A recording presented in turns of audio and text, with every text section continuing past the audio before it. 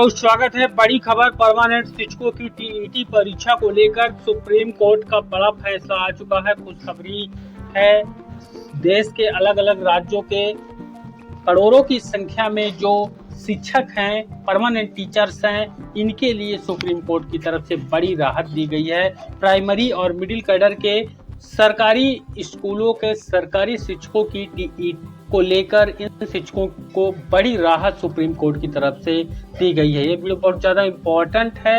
आप किस कैडर के हैं ये कमेंट में बताइएगा और परीक्षा के बारे में अपनी राय कमेंट में बताइएगा। सुप्रीम कोर्ट का फैसला क्या है वह आपको दिखाते हैं। शिक्षकों के लिए टीईटी अनिवार्यता पर सुप्रीम कोर्ट का फैसला जल्द आएगा, जिसमें 13 मई को खुली अदालत में अंतिम दौर की सुनवाई होगी। आज की जो सुनवाई हुई है और आज का जो फैसला आया है वह आपको देखने को मिलेगा।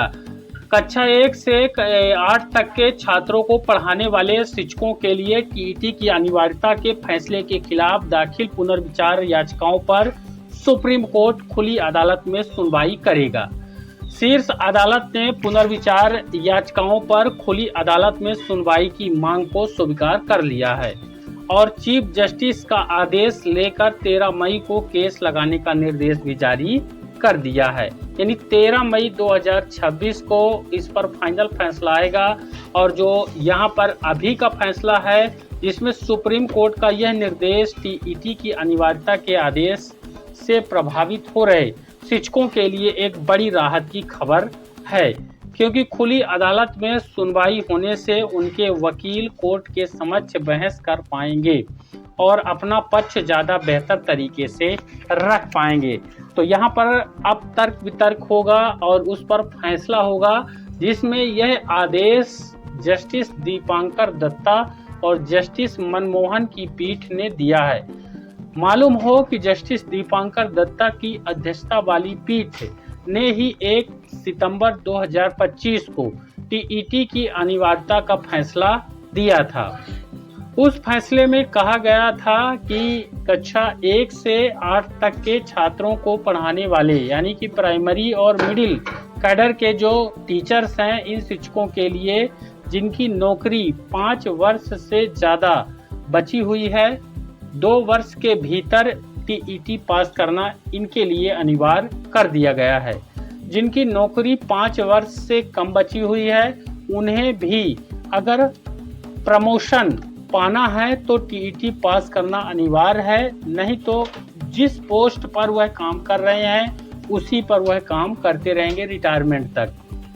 हालांकि जिनकी नौकरी 5 वर्ष से कम बची हुई है, उन्हें टीईटी से छूट दे दी गई थी, यानी उनको नौकरी से हटाया नहीं जाएगा।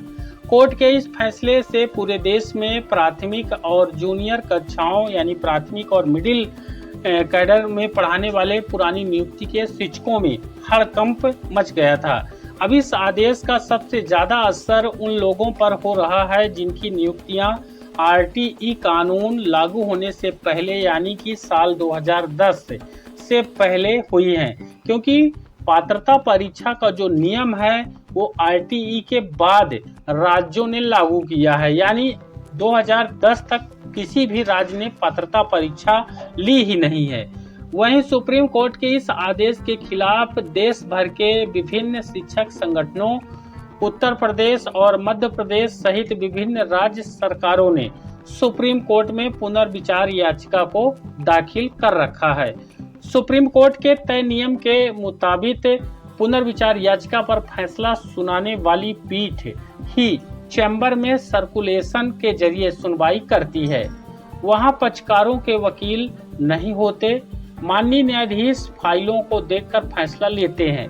हालांकि ज्यादातर मामलों में पुनर्विचार याचिकाओं के साथ एक अर्जी दाखिल की जाती है, जिसमें पुनर्विचार याचिका पर खुली अदालत में सुनवाई का अनुरोध किया जाता है। अब खुली अदालत में सुनवाई से फायदा यह होता है कि जो याचिकाकर्ता के तरफ से पेश होने वाले अधिवक्तागण हैं, वकील हैं, वह भी अपना पक्ष रख पाते हैं। अब अगर कोर्ट को मामला पुनर्विचार का लगता है और खुली अदालत में सुनवाई की जरूरत दिखती है, तो कोर्ट पुनर्विचार याचिका को खुली अदालत में सुनवाई के लिए लगाने का आदेश जारी कर देते हैं, जिसमें पक्षकारों के वकील पेश होकर अपनी दलीलें यहाँ पर रख देते हैं।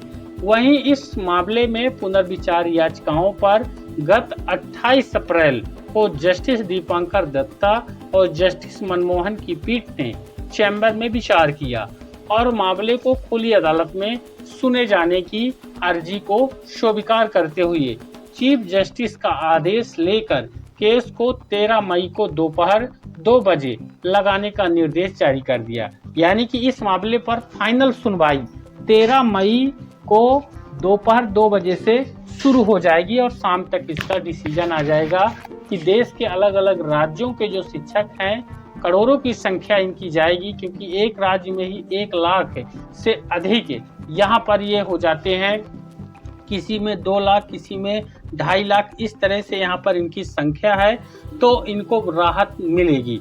मामले की खुली अदालत में सुनवाई पर संतोष जाहिर करते हुए ऑल इंडिया बीटीसी शिक्षक संघ के राष्ट्रीय अध्यक्ष अनिल यादव ये कहते हैं कि इससे शिक्षकों में उम्मीद जगी है, उन्हें कोर्ट से जरूर न्याय मिलेगा। तो एक बड़ी उम्मीद के साथ ये शिक्षक यहाँ पर इंतजार में है कि सुप्रीम कोर्ट अब 13 मई 2026 को इन शिक्षकों के लिए फैसला देता है कि जो पुराना फैसला था उस फैसले में परीक्षा अनिवार्य की गई थी, तो इस फैसले के बाद अब इन शिक्षकों के पास कोई भी ऑप्शन नहीं बचेगा। फिर यहाँ पर एक बीच का रास्ता हो सकता है। अगर सुप्रीम कोर्ट का फैसला पुराना वाला फैसला ही रहता है, यानी परीक्षा अनिवार्य रहती है, तो उसमें केंद्र सरकार के द्वारा नया संशोधन कानून जो है लाया जाएगा और उस कानून में अगर केंद्र सरकार के द्वारा कानून पेश किया जाता है तब इन शिक्षकों को राहत मिल सकती है। फिलहाल अभी मामला सुप्रीम कोर्ट में 13 तारीख के बाद जो है क्या फैसला आता है यहाँ पर अपनी पुनर्विचार याचिका में, उसके बाद यहाँ पर निष्कर्ष निकलेगा। तो सभी शिक्षक साथी जो हैं वह परेशान नहीं होंगे और कहीं ना कहीं उनको किताबें वगैरह ले लेनी है और लेने के बाद जो है थोड़ी बहुत प्रिपेयर तैयारी भी करनी है, क्योंकि आगामी परीक्षाएं उनकी 2 साल के अंदर होंगी। यह मत सोचें कि अभी किसी भी देश के राज्यों में इन शिक्षकों के ऊपर कोई एक्शन नहीं लिया, ऐसा नहीं है।